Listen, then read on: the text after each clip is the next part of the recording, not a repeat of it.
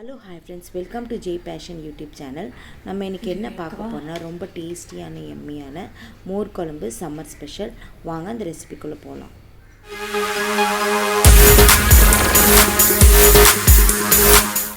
இதுக்கு தேவையான இன்க்ரீடியன்ட்ஸ், நான் ஒரு கப் கெட்டி தயிர் எடுத்திருக்கேன். அதுக்கப்புறம் நான் மிக்ஸி ஜாரில் ஒரு துண்டு இஞ்சி போட்டுக்கிட்டேன். பச்சை மிளகா 4-5 போட்டுக்கோங்க காரத்துக்கு. உங்களுக்கு இன்னும் தேவைப்பட்டால் இன்னும் 2 சேர்த்துக்கலாம். அதுக்கப்புறம் ஒரு ஸ்பூன் ஜீரகம் போட்டுக்கலாம். அதுக்கப்புறம் 1/4 கப் துவரம்பருப்பு நான் 10 நிமிஷம் நல்லா வாஷ் பண்ணி ஊற வச்சுருக்கேன். அதையும் நான் சேர்த்துக்கிறேன். திருப்பி சொல்கிறேன், இஞ்சி, அதுக்கப்புறம் பச்சை மிளகா, துவரம்பருப்பு, அதுக்கப்புறம் ஒரு ஸ்பூன் ஜீரகம், இதெல்லாம் போட்டு நம்ம நல்லா அரைச்சி எடுத்துக்க போகிறோம். தண்ணி போட்டு நல்லா பேஸ்ட் மாதிரி நம்ம அரைச்சி எடுத்துக்க போகிறோம்.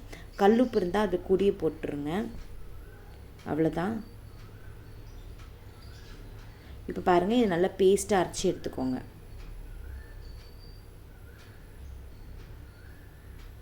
இப்போ இந்த மோரை நல்லா தண்ணியாக நம்ம பீட் பண்ணி எடுத்துக்கலாம். மோர் குழம்புக்கு தயிர் திக்காக இருக்கக்கூடாது, நல்லா தண்ணியாக இருக்கணும். ஸோ தண்ணி விட்டு நல்லா நீர்க்கமாக நல்லா அடித்து எடுத்துக்கோங்க. விஸ்கு வச்சு இந்த மாதிரி அடிச்சிங்கன்னா உங்களுக்கு நல்ல லிக்விட் கன்சிஸ்டன்சியில் வரும். இந்த மோர் குழம்பு ரொம்ப ஈஸி, ரொம்ப சிம்பிள், ஈஸியாக பண்ணிடலாம். இப்போ நம்ம மோர் குழம்பு தாளிச்சிடலாம். இப்போ இந்த அரைச்ச பேஸ்ட்டை நம்ம கொதிக்க வைக்க போகிறோம். அவ்வளோதான். இப்போது 1/4 ஸ்பூன் கடுகு போட்டுக்கோங்க. அதுக்கப்புறம் உளுந்து போட்டுக்கோங்க.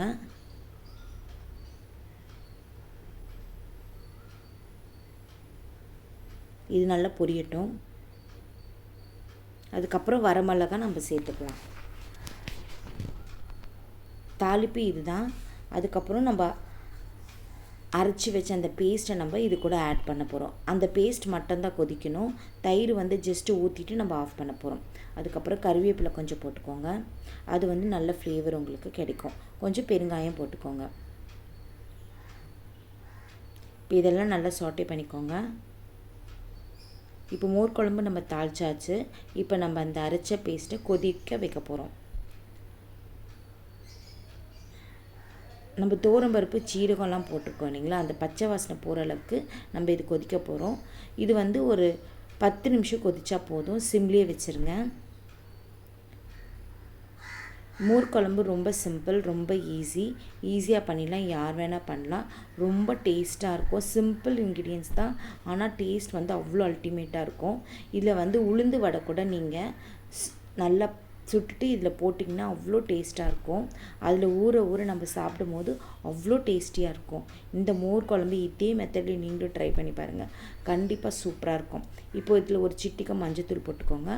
அதுக்கப்புறம் சால்ட் ஏற்கனவே நான் போட்டிருக்கேன். தேவைப்பட்டால் இப்போயும் கொஞ்சம் நீங்கள் டேஸ்ட் பண்ணிவிட்டு போட்டுக்கோங்க. இப்போ இது ஒரு 10 நிமிஷம் நல்லா கொதிச்சா அந்த பச்சை வாசனைலாம் போயிடும். அதுக்கப்புறம் நம்ம ஆஃப் பண்ணிட்ட பிறகு நம்ம அடித்த தயிரை இதில் நம்ம ஊற்றிக்கலாம். பாருங்கள், அது நல்லா கொதிச்சிடுச்சு, பச்சை வாசனை போயிடுச்சு. இப்போ நான் அடித்து வச்சு இந்த தயிரை நான் ஆட் பண்ணிட்டேன்.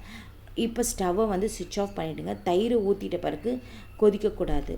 அப்போ உங்களுக்கு அந்த டேஸ்ட் இருக்காது. நம்மளோட சூப்பரான எம்மியான மோர் குழம்பு ரெடி ஆகிடுச்சு. இது சூடு சாதத்துக்கு சாப்பிட்டா செம்மையாக இருக்கும். இது கூட ஊறுகாய், அதுக்கப்புறம் முட்டை தொக்கு, கருவோடெல்லாம் வச்சு சாப்பிடும்போது அவ்வளோ அல்டிமேட்டாக இருக்கும். இதில் நீங்கள் மெதுவடை கூட சுட்டு போட்டு ஊற வச்சு நீங்கள் சாப்பிட்டு பாருங்கள், அவ்வளோ சூப்பராக இருக்கும். இதே மெத்தடில் இந்த மோர் குழம்பு செஞ்சு பாருங்கள். எப்படி வந்துச்சுன்னு கமெண்ட் பண்ணுங்கள்.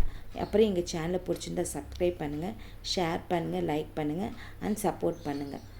Thank you friends.